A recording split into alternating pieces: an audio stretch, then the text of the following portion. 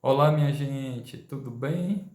Espero que esteja tudo bem, tudo em paz com quem está aí presente, quem está conosco neste momento e nessa proposta de construção de uma ambiência de paz nos espaços onde nós estivermos, e especialmente nos espaços de nossos corações, que nesse instante se entrelaçam numa busca em comum pelo bem, numa busca em comum por entendimento, numa busca em comum por renovação, por transformação, para a construção de uma vida melhor.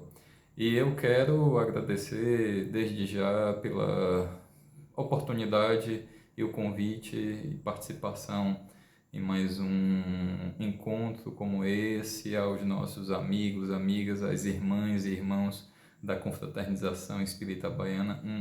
Um beijo no coração, um abraço enorme. E claro, para quem mais estiver assistindo, para quem mais estiver participando, então que receba também o nosso carinho, nosso beijo no coração, com os votos de paz que nós tanto precisamos, não é? E por que tanto precisamos? Tanto pelos desafios que são comuns em relação à vida e do que caracteriza a vida humana, considerando as tribulações, considerando as instabilidades, as oscilações que nós vamos vivenciando de diversas formas em nosso campo afetivo, da vida afetiva, em relação à nossa saúde, em relação a aspectos materiais, em relação a aspectos espirituais, portanto compondo assim uma teia, uma rede em que nós temos essas diferentes dimensões perpassando uma a outra, né? Então, para falar de uma forma objetiva, nós temos uma integração, uma, uma confluência de forças que nos colocam assim diante da vida, sempre com a possibilidade de aprender, porque por mais que tenhamos as nossas rotinas, por mais que tenhamos uma certa estabilidade, no entanto, é natural que as novidades apareçam, é natural que situações que nos desafiam, elas cheguem, e isso não diz respeito apenas àquilo que está no campo de nossas experiências individuais, mas de nossas experiências coletivas. E vamos considerar que nós vivemos em um mundo, um contexto atual ainda marcado por eventos coletivos que não são bons, não é? Que representam, vamos assim dizer, uma expressão ainda de egoísmo e que traz consigo marcas dolorosas, a exemplo de guerras que ainda se fazem presentes, da fome que atinge, que alcança uma quantidade significativa de pessoas, segundo dados da FAO, né, que é um órgão da ONU, que combate a fome, a um número expressivo de pessoas que passam fome no mundo. Não lembro agora porque esse dado já me fugiu da memória, mas o fato é que nós temos uma quantidade significativa de pessoas que ainda passam fome, portanto, questões que são de natureza material. Nós temos, apesar de todo o avanço, de todo o desenvolvimento na área da saúde, em termos de tecnologias, de métodos, de conhecimento, mas temos um crescimento de doenças, né, de estados de adoecimento, e assim nós vamos encontrando também não apenas adoecimentos do ponto de vista físico do que acontece no nosso corpo, mas o adoecimento psíquico também, com um número significativo de transtornos, já que citei a ONU, né, citei a FAO, há também um outro órgão que é a Organização Mundial da Saúde, OMS, que traz no seu último relatório ah, cerca de quase 1 bilhão de pessoas no mundo que sofrem com depressão. A quantidade muito grande, muito significativa.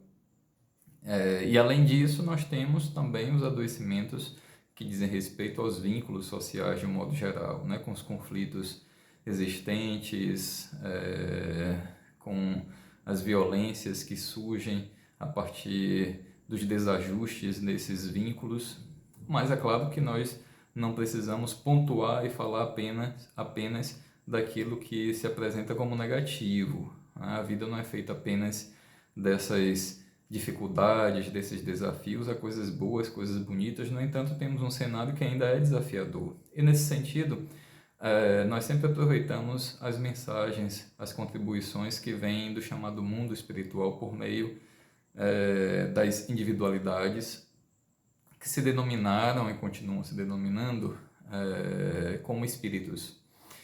Nessa última sexta-feira da semana passada, em uma experiência que nós tivemos de pesquisa envolvendo mediunidade, houve uma psicografia ditada por um espírito na sua simplicidade, ao mesmo tempo uma simplicidade que apresenta uma sabedoria, uma compreensão profunda da vida. Ele escreveu uma mensagem com o seguinte título: Mensagem de Esperança. E é disso que nós vamos falar hoje, né? Que vamos seguir falando, mensagem de esperança. E fiz essa pequena introdução porque ele começa justamente dizendo que vivemos em um momento difícil, desafiador, onde ainda há tantas expressões de dificuldades que resultam nos mais diferentes tipos de sofrimento para o ser. Então ele coloca assim essa introdução, mas considerando que que o texto é uma mensagem de esperança. E mensagem de esperança é absolutamente necessária.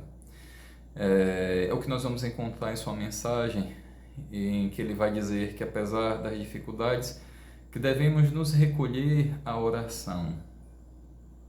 Nos recolher à oração e, como uma palavra de ordem, nos buscarmos ter perseverança. Interessante que a compreensão que o Espírito traz, reforçando o que nós vamos encontrar em diversas outras expressões, ou diversos outros conteúdos que vêm dessa fonte espiritual, buscando assim acalentar os corações diante das dificuldades, buscando dar força diante dos reveses, dos desafios, dos fardos que ainda pesam sobre os ombros, buscando ao mesmo tempo abrir um horizonte de possibilidades novas, onde exista uma mudança que nos traga justamente um novo estado melhor, em que estejamos mais livres dessas vicissitudes que estão tão presentes na vida humana. Mas isso não significa dizer que eles estejam apenas escrevendo esses textos para falar da necessidade que nós temos de nutrir esperança para uma vida após a morte, apenas para o amanhã, mas para o hoje também. Então, quando ele começa dizendo, ou quando ele segue no seu texto falando que devemos nos recolher à oração, e que a palavra de ordem é perseverança, então nós temos aí duas sugestões que são interessantes no que diz respeito a uma busca de serenidade e de conexão com forças positivas através da oração, e ao mesmo tempo com uma atitude de resiliência e de resistência para seguirmos adiante, vencendo os obstáculos e assim galgando de patamar em patamar os cumes de desenvolvimento pessoal, espiritual, para a plenitude da vida. Então não é algo que diz respeito a um estado de passividade. Os espíritos não nos ensinam isso, ao contrário, nos ensinam justamente a ter uma postura ativa, no entanto, uma postura ativa que seja alimentada por uma serenidade que se cultiva de diversas formas, e uma delas é fazendo uso da oração. Então, esse ensinamento é interessante porque nós vamos encontrar, como disse, essa mesma orientação presente, essa mesma reflexão e, ao mesmo tempo, esse cuidado da espiritualidade em sua expressão, eu vou dizer assim, mais equilibrada, mais harmoniosa, ao longo do tempo. Então, é um reforço do que nós vamos encontrando, é um reforço necessário. como um exercício do que nós precisamos ouvir, do que nós precisamos praticar, do que nós precisamos vivenciar. E é claro que não é algo que se restringe apenas ao campo de nossas experiências dentro de um contexto chamado de espírita. Há, por exemplo, uma experiência que é simples, que eu poderia dizer, se não fosse no que ela resultou, poderia ser mais uma experiência como outra qualquer que acontece no âmbito das vivências pessoais, das experiências individuais nessa nossa relação com a espiritualidade. E foi o que aconteceu com Paul McCartney. Paul McCartney, ele teve um momento de dificuldade, um momento em que ele se via em crise, em um momento difícil. Ele teve um sonho com a sua mãe, um sonho lúcido, né, em que ele via a sua própria mãe, Maria, chegar e dizer a ele as seguintes palavras, né? Deixe estar. Ele estava aflito, estava preenchido de angústia, estava ali sendo carcomido por uma inquietação, por um desassossego por conta dos problemas. E aí então vem a sua mãe e diz a ele: deixe estar, deixe estar. Apenas com essas palavras, mas ele então compreendeu, porque isso é interessante, inclusive, no processo de comunicação com os espíritos, porque para além das palavras, ou ainda quando elas são breves, são frases curtas, há também uma apreensão de um sentido, do significado, que acaba dilatando mais essas frases que são curtas, essas poucas palavras que são ditas pelos espíritos, não por economia, mas por uma capacidade de síntese e ao mesmo tempo de impressionar de uma forma mais profunda, trazendo assim um significado que é amplo e que é necessário para cada momento. E ele então ouve a sua mãe dizer isso: deixa estar, deixa estar. Só não foi uma experiência que ficou no anonimato, porque ele transforma isso em música, que é a música muito conhecida Let It Be. Let It Be, eu não vou me aventurar a cantar, né? Só assim dar uma palhinha, mas o trecho, porque é o refrão que é conhecido: Let It Be, Let It Be, Let It Be. When I find myself in times of trouble. Tem que cantar em inglês porque senão não me lembro, né, para fazer a tradução em português. Então ele disse: quando eu me encontro em momentos de dificuldade, a Mãe Maria aparece para mim dizendo palavras de sabedoria: deixa estar, deixa estar. Então ele transforma aquele instante, aquela experiência em uma obra de arte. E por isso ela, não com essa justificativa, mas fica conhecida, né?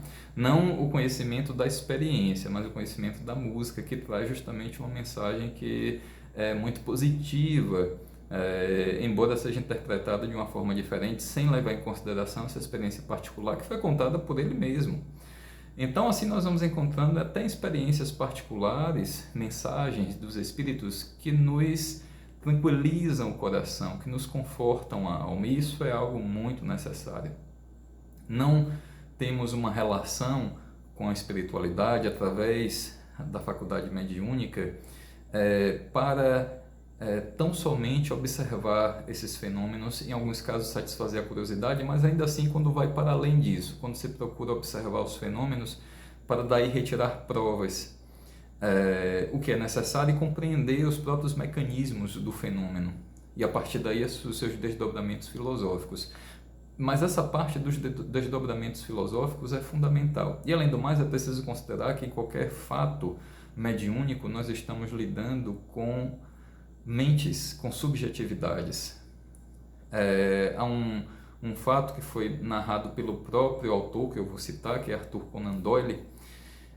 Se não me falha a memória, no seu livro A Nova Revelação, Arthur Conan Doyle, que é conhecido pela sua obra mais famosa, que é Sherlock Holmes, embora ele não tivesse, vamos dizer assim, o contentamento de ficar famoso por conta dessa obra, tanto é assim que ele resolve encerrar e mata Sherlock Holmes, mas com apelo do público ele ressuscita e retorna a escrever. E aí volta Sherlock Holmes, mas essa obra não trouxe um contentamento para Arthur Conan Doyle. Ele escreve outras sobre espiritualismo, porque ele não foi espírita, mas teve experiências com mediunidade, verificando médiuns importantes na época, e a partir daí tem as suas produções, e essa é uma delas, a Nova Revelação. Ele vai dizer que estava fazendo a experiência, eu vou contar, talvez tenha algumas pequenas modificações, é interessante ver no original, mas basicamente foi o que ele descreveu nessa obra. Diante de uma médium, através da qual um espírito estava se comunicando, ele resolveu fazer um teste. Mas porque, olha, se era um espírito que estava se comunicando, então ele poderia ter a capacidade de conhecer, de ver coisas que os olhos não podem ver, que a gente com os sentidos comuns não tem condições de conhecer, né? Ainda que de forma simples. Então ele fez um experimento muito simples, que consistiu no seguinte: colocar moedas nos seus dois bolsos, moedas de diferentes valores, em quantidade que nem ele mesmo descreve, e ele, então, diante do espírito que se manifestava através daquela médium, ele colocava as mãos nos bolsos, pegava aleatoriamente uma quantidade de moedas e, sem olhar, fechava as mãos, com as mãos fechadas, é claro. Então ele pegava as moedas e colocava as mãos nas costas, e sem olhar, naturalmente, quais moedas ele estava segurando nas mãos, o valor. Ele perguntava isso ao espírito. Então colocava as mãos nas costas e perguntava quantas moedas e qual o valor das moedas. E aí então o espírito respondia, ele abria as mãos, voltava a abrir as mãos e contava para ver se a resposta era correta. E a precisão era enorme, né? Em termos estatísticos era acerto de 100%. E é claro que ele ficou impressionado com isso, porque considerando os sentidos comuns, nós não teríamos condições de um acerto dessa natureza. Então aquilo era um fato muito incomum, e que levava naturalmente a outras reflexões para se entender qual era a causa, especialmente se de fato ali estava um espírito. Mas o fato é que ele continuou fazendo esses experimentos, e chegou um determinado momento que o espírito disse a ele: olha, nós estamos aqui não é para adivinhar quantas moedas você tem nas mãos, mas é para tratar de questões morais que dizem respeito à vida humana. Então, se você quiser continuar, aqui nós estaremos, aqui eu estarei. Se não quiser, então vou embora.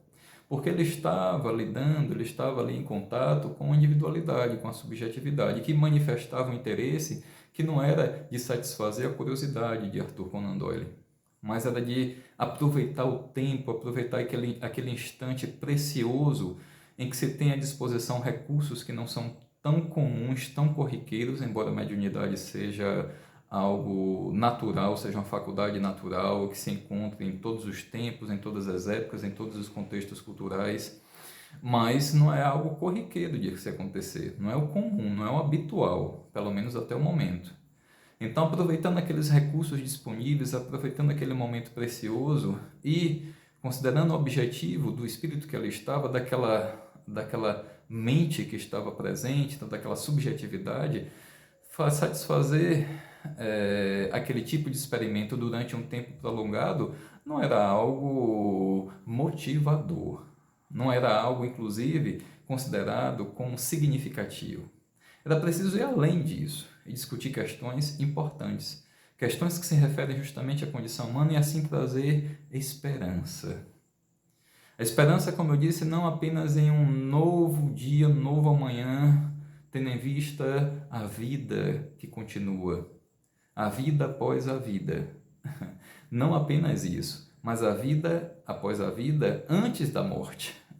Então, considerando a questão da espiritualidade, a existência do espírito para a vida presente, com a esperança, portanto, ela vai se potencializando ainda mais quando nós passamos a ter essa consciência da espiritualidade, essa consciência de que nós somos espíritos, de que nós devemos construir caminhos que nos permitam cultivar a serenidade em nosso ser e, ao mesmo tempo, uma renovação de forças que nos leve a essa resiliência, né? Que nos dê perseverança para seguirmos adiante, vencendo os obstáculos, superando as dificuldades e com a certeza de que não estamos sozinhos nesse processo. Temos sempre corações amigos à nossa volta e por perto. Então, essa mensagem dos Espíritos, como eu disse, numa experiência que foi pessoal, que foi nessa última sexta, eu fiz questão de citar, sem falar na íntegra, justamente para trazer algo que é muito próximo, né, em termos de tempo. Aconteceu praticamente ontem, porque ontem não foi a sexta-feira, mas nessa última sexta-feira. Então, em menos de uma semana. No entanto, nós vamos encontrar mensagens semelhantes há séculos, nós vamos encontrar há décadas, nós vamos encontrar há anos, nós vamos encontrar ao longo do tempo. Então, não é algo que está perdido no passado, mas que vem sempre se renovando no presente e dando ênfase justamente a essas mensagens de esperança. E por que é algo tão importante? Né? Vamos considerar que a esperança ela representa um valor que é muito significativo para a construção de nossas vidas. Tanto é assim que há um autor aí, não é espiritual, tá? E nós não precisamos sempre buscar autores espirituais, podemos fazer um diálogo com outras fontes de saberes, com aquilo que nós vamos também construindo, com aquilo que nós vamos produzindo em termos de conhecimento e que ajudam, inclusive, a enriquecer o contato com os espíritos e o que vai brotando desse contato com os espíritos. Vai ajudando a enriquecer os próprios conteúdos espirituais. Então, quando você pensa assim, quando o Espírito escreve a mensagem de esperança, por que a esperança é tão importante, é tão significativa? Então, há um autor, que é um autor inclusive brasileiro, muito importante, muito referenciado, citado no campo da educação em especial, justamente por ele ter dedicado a sua vida à educação, que é Paulo Freire. E se alguém coloca em xeque essa contribuição tão importante de Paulo Freire, é porque conhece muito pouco do que ele escreveu e desconhece profundamente a própria educação. Então, Paulo Freire ele traz um texto que é chamado Pedagogia da Esperança. Ora, se fala Pedagogia da Esperança, porque a esperança também pode ser ensinada e aprendida, aprendida e ensinada. Então, nesse texto, a Pedagogia da Esperança, tem um trechinho em que ele vai dizer algo que para mim é muito importante, né? Uma frase preciosa que eu sempre trago comigo. Ele diz, sem esperança, deixe-me ver se eu consigo me lembrar na íntegra. Ele diz assim, não se pode pensar ou não se pode compreender a vida e a possibilidade de torná-la melhor sem esperança, sem sonho. Então veja, não se pode compreender a vida e a possibilidade, bem como a possibilidade de torná-la melhor se não houver esperança, se não houver sonho. Então, sonho e esperança é justamente o que torna possível compreender melhor a vida e torná-la melhor. Agora, não há esperança, como o próprio Paulo Freire diz, que leva a uma passividade, a uma espera, a um estado de inércia e que tira de cena o trabalho. Ao contrário, é preciso, como ele mesmo disse, de uma esperança crítica, de uma esperança que nos impulsione, de uma esperança que nos leve para adiante, que nos leve à possibilidade de realização para a compreensão da vida e a possibilidade de torná-la melhor. Então, isso é algo fundamental, né? Há um outro autor que eu gosto muito, e aí eu vou, para falar de esperança, eu vou contar uma historinha que... Vou fazer a leitura de uma historinha que ele mesmo conta, que está num livro Perguntaram-me se acredito em Deus. É um livro de Rubem Alves, um outro escritor brasileiro. Então, esse livrinho aqui, Perguntaram-me se acredito em Deus, e há um capítulo, que é o capítulo 10, cujo título é A Esperança.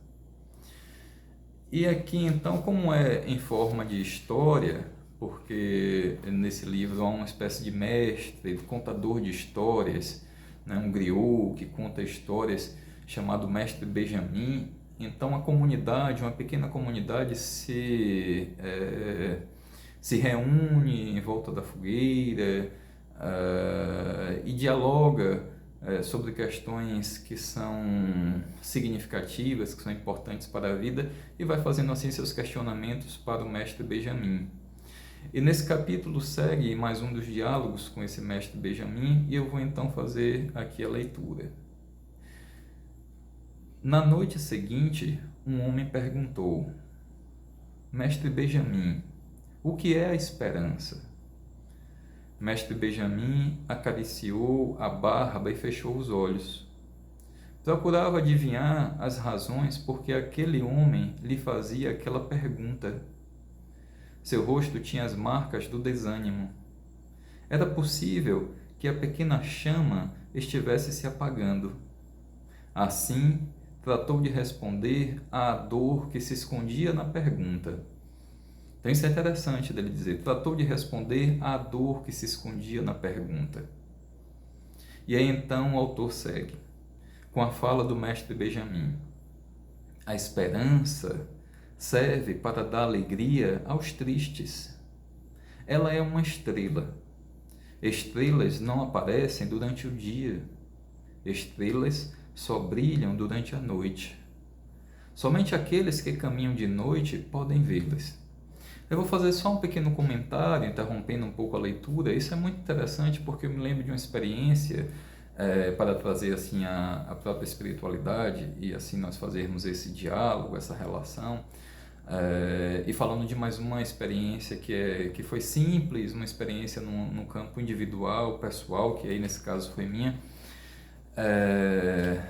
Uma certa feita eu estava em um momento de angústia, um momento de conflito pessoal, cheio de dúvidas, me sentia um tanto quanto inseguro em relação às minhas escolhas. Então não era um bom momento, para falar de uma forma resumida, não era um bom momento na minha vida. E eu estava assim, quando acontece isso, um pouco triste, me sentindo de certo modo perdido. Então estava também atravessando um período de dor, de dor na alma.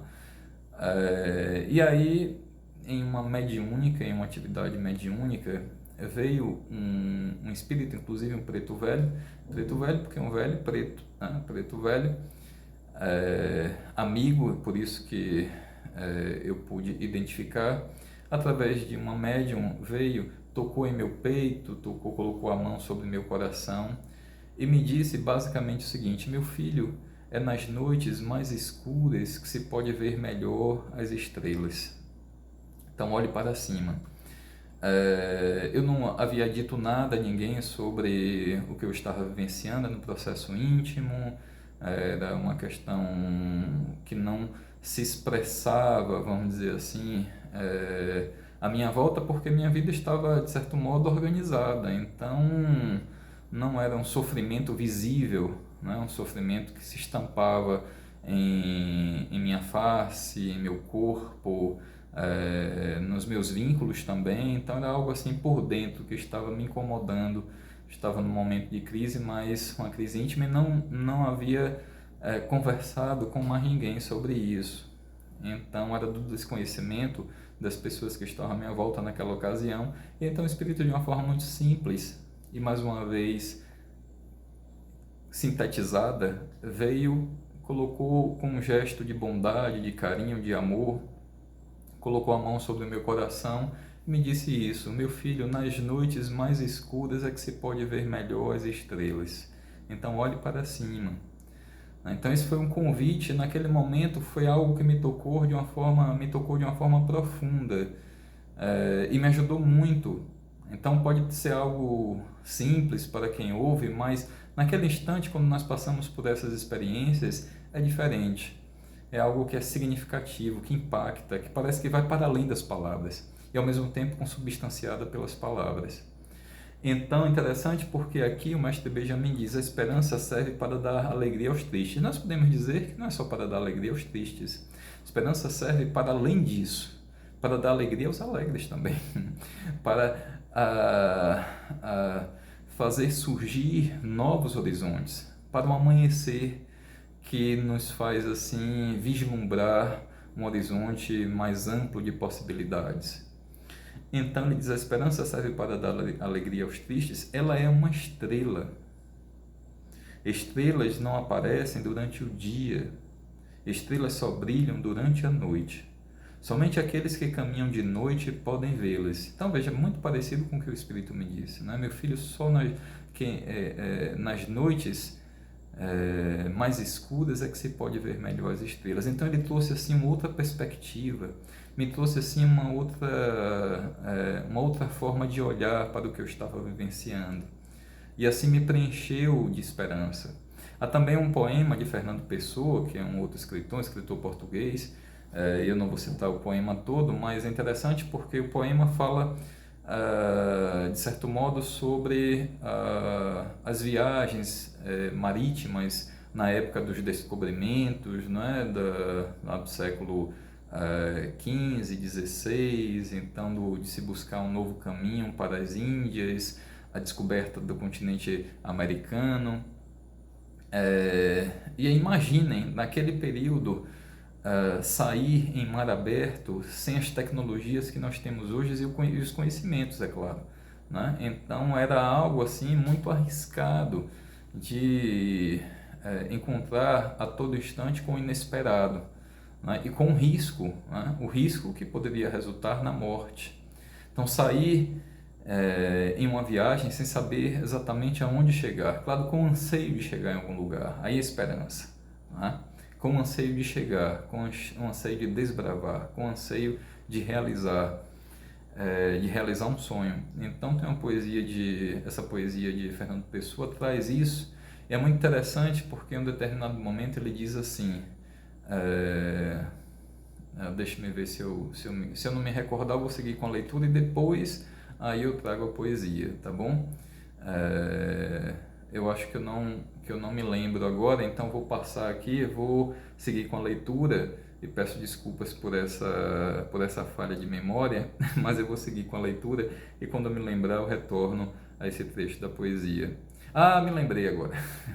Pronto. Ele diz assim: o sonho é ver as formas imprecisas da distância.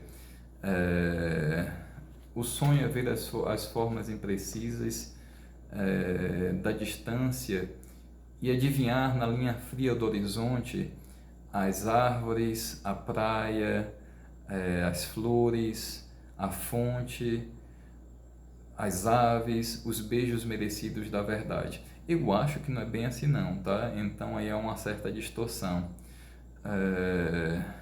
Mas é interessante quando ele fala logo no início, o sonho é ver as formas imprecisas da distância, é isso, o sonho é ver as formas imprecisas.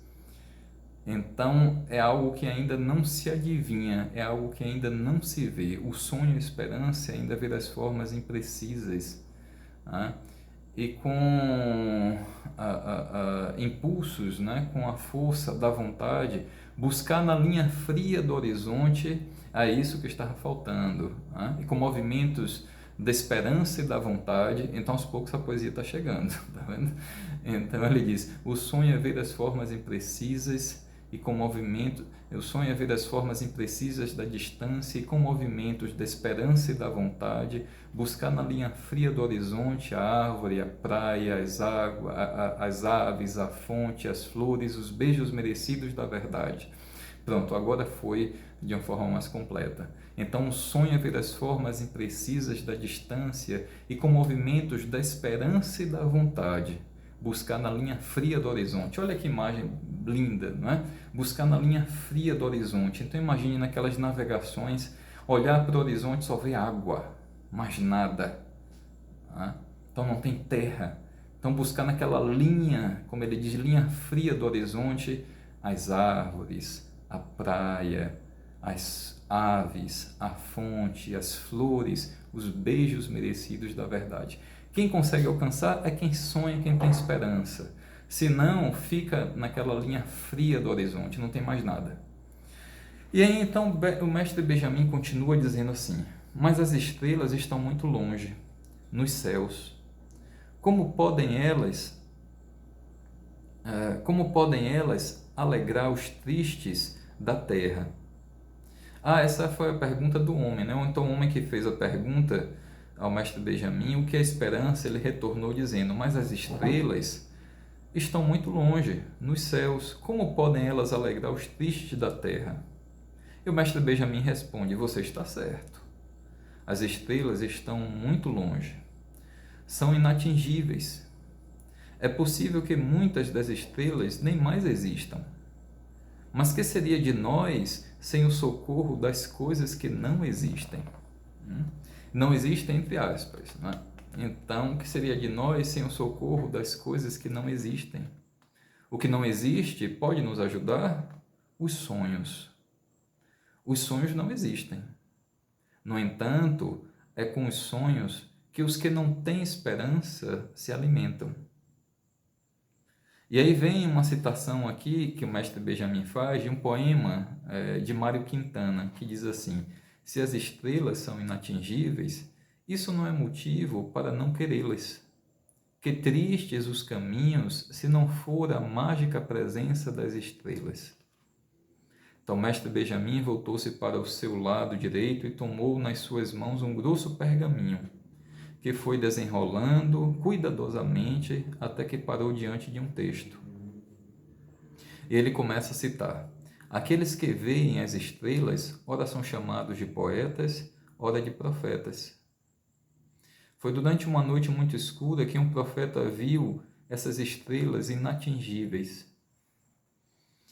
E aí vem uma citação que é de Isaías, do profeta Isaías, que está no capítulo 35, versículo 3 a 8 de seu livro. Que é o seguinte, que o deserto e a terra sedenta se alegrem, que as caatingas e os cerrados se regozijem e se transformem em flores, que se cubram de lírios, que se regozijem e gritem de prazer. Fortalecei os braços fracos, fortificai os joelhos vacilantes. Dizei aos ansiosos, não há razões para medo. Porque se abrirão os olhos aos cegos e os ouvidos dos surdos ouvirão. Os aleijados saltarão como cabritos e a língua dos mundos cantará. Águas rebentarão nos desertos e riachinhos nos lugares abandonados. A areia esbraseada se transformará em lagos e a terra sedenta em mananciais de água. Onde outrora viviam os chacais, crescerão as pastagens com papiros e juncos, e os caminhos serão caminhos de prazer. Quem por eles caminhar não se perderá, nem mesmo os loucos. E as espadas serão transformadas em arados e as lanças em tesouras de podar. O lobo habitará com o cordeiro e o leopardo se deitará junto com o cabrito. O bezerro, o leão novo e o animal cevado serão amigos e uma criança os guiará. A vaca e a ursa pastarão juntas. O leão comerá palha com o boi e a criança de peito brincará sobre o ninho da cobra e o recém-desmamado enfiará a mão na toca da serpente. Olha que coisa! Esta profeta Isaías, que mais uma vez seguindo, ele diz, aqueles que andavam nas trevas verão de novo o raiar do dia, e aos que viviam na região da sombra da morte resplandecerá a luz. Porque todas as botas com que andam os guerreiros no tumulto da batalha e todas as fardas manchadas de sangue serão queimadas, serão lenha para fogo. Porque o menino nos nasceu e o filho se nos deu, e dos risos dessa criança nascerá a sabedoria, e da sua mansidão surgirá a força, e nos seus olhos brilhará a eternidade e haverá paz sobre a terra. Então, se não entendeu nada ainda, vamos seguindo, né? Porquê dessa citação? Mestre Benjamin continuou, a esperança vê o que não existe no presente. Existe só no futuro, na imaginação. A imaginação é o lugar onde as coisas não existem, existem. Então, vou repetir, a imaginação, melhor, tá? A imaginação é o lugar onde as coisas que não existem, existem. Este é o mistério da alma humana. Somos ajudados pelo que não existe. E essa parte é muito interessante, é importante. Quando se trata da esperança, somos ajudados pelo que não existe. Quando se fala dos espíritos, muitos pensam, existe, não existe. Então, nesse sentido, também somos ajudados pelo que não existe, entre aspas, né? Porque existe como existe. E se pensar do ponto de vista espiritual, nas informações que os espíritos trazem acerca das condições materiais na chamada dimensão espiritual da vida, porque a dimensão espiritual também é formada de matéria, e os espíritos também se constituem de matéria. Então, nas descrições feitas, especialmente nas referências espíritas, mas em outras também espiritualistas, né, nós vamos encontrar a informação de que o pensamento e a vontade são forças plásticas e modeladoras da matéria. Logo, através do pensamento e da vontade, do ponto de vista espiritual especialmente, nós criamos realidades objetivas. Nós transformamos o que está no campo do nosso pensamento e vontade em realidades visíveis, palpáveis do ponto de vista espiritual. E isso, é claro, no que diz respeito à nossa vida humana, é algo que se realiza espiritualmente, mas vai reverberando e vai chegando de alguma forma no campo de nossas vidas humanas, embora não com a mesma concretude, com a mesma objetividade do que se observa nesse chamado mundo espiritual. Então, seguindo aqui, eles dizem, somos ajudados pelo que não existe. Quando temos esperança, o futuro se apossa dos nossos corpos e dançamos. O poeta que escreveu esses poemas estava embriagado de esperança, e quem é possuído pela esperança fica grávido de futuros. Então, se não ficar grávido de futuros, se não estiver alimentado por esperança, como disse Paulo Freire, aí não há possibilidade de compreender a vida e de torná-la melhor. Então, vou ler para vocês palavras de um homem que a vida toda ouviu a música do futuro. Muitos acharam que ele era louco e não entendiam o que ele falava. Só entendiam aqueles que se alimentavam de esperança. O homem se chamava Friedrich Nietzsche. E aí, então, a frase, já estou terminando, tá bom? A leitura diz assim: acordai e ouvi, que estáis sozinhos. Do futuro vêm ventos com bateres de asas secretos, e boas novas são proclamadas a ouvidos delicados. Vós que hoje estáis sozinhos, vós que sois retirantes, um dia sereis o povo. De vós que escolhestes a vós mesmos, crescerá um povo escolhido e dele o homem transbordante. Na verdade, a terra ainda se tornará um lugar de recuperação. E já agora uma nova fragrância o envolve, trazendo salvação e uma nova esperança. E aí o mestre Benjamin voltou a falar o seguinte: o mais surpreendente nisso tudo é que a estrela inacessível tem um rosto de criança.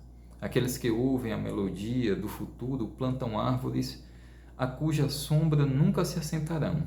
Isso é interessante, né? Então vejam só, aqueles que ouvem a melodia do futuro, que trazem consigo o coração preenchido de esperança, plantam árvores a cuja sombra nunca se assentarão. Produzem, sabendo que não serão os principais a aproveitarem. Portanto, fazem obras, realizam muito mais para o futuro, para os outros, do que para si mesmo. Mas não importa. Eles se alegram imaginando que as crianças amarrarão balanços nos seus galhos. Naquela noite, todos sonharam que plantavam árvores. E assim termina esse pequeno texto com o título A Esperança, do livro Perguntaram-me se Acredito em Deus, de Rubem Alves. Foi uma escolha, não é? Uma escolha, claro, de preferência pessoal, mas que parece ajudar nessa compreensão acerca da importância do significado da esperança. E isso reforça e ao mesmo tempo enriquece o que os Espíritos vão nos trazendo a todo tempo, a todo instante, diante não só dos reveses, mas dos desafios que nós vamos encontrando nesta jornada de nossas vidas, né? Diante das situações que vão nos instando a reações que nem sempre são positivas, nem sempre são construtivas e que preservem o bem-estar à nossa volta, que preservem a própria vida. Então, diante justamente de tantos desafios, diante dos reveses que ainda estão presentes, a esperança é fundamental, mas não só para isso, como os Espíritos nos dizem ao longo do tempo, e como foi na mensagem dessa última sexta-feira que eu tive a oportunidade, junto com algumas pessoas, de receber. Porque é nesse cultivo da esperança que nós vamos tendo a possibilidade de nos encontrarmos com uma força sagrada da vida que chamamos de Deus. Esse encontro com Deus é algo que acontece quando você tem esperança cultivada no coração, cultivada na vida. Porque esperança se ensina, se aprende, se ensina, logo pode ser e deve ser cultivada. É um exercício cotidiano. Como é que se cultiva? Cultivar dá trabalho, né? A exemplo do que acontece em relação ao cultivo de plantas, é preciso arar a terra, é preciso combater as pragas, é preciso molhar as plantinhas, é preciso ter o cuidado para ver se estão recebendo luz do sol suficiente, é preciso fazer podas quando há necessidade, é preciso renovar a terra quando é necessário. Então, é algo que dá trabalho, né? Cultivo precisa o tempo todo de ações que sejam justamente de cuidado para que a vida possa brotar, se desenvolver, florescer e frutificar. Então, assim acontece também com a esperança. É preciso que tenhamos os cuidados cotidianos para que a esperança ela possa germinar, possa crescer, possa se fortalecer, possa florescer e frutificar. E assim, quando render frutos, nós vamos semeando esperança também à nossa volta, seguindo a orientação da espiritualidade maior, dessas almas que trazem a bondade em seus corações, que trazem amorosidade e assim nos ensinam o tanto quanto possível nós podemos aprender a viver melhor. E que tenhamos possibilidade de aprender cada vez mais, aproveitando todas as nossas experiências, inclusive aquelas que são pessoais, que são íntimas, que não servem para dar prova a quem quer que seja, mas que são nossas, e o quanto elas podem trazer significado e transformação para nossas vidas. E assim nos despedimos com um beijo enorme no coração, um abraço fraterno com votos de paz, que Deus nos abençoe, que Jesus, como mestre, amigo e irmão, continue sendo uma fonte de inspiração para o amor incondicional em toda a sua plenitude e para a esperança que renova, que liberta e que traz novos amanhãs, novos futuros, novas realizações, novas alegrias, que traz luz. Beijo no coração, até a próxima.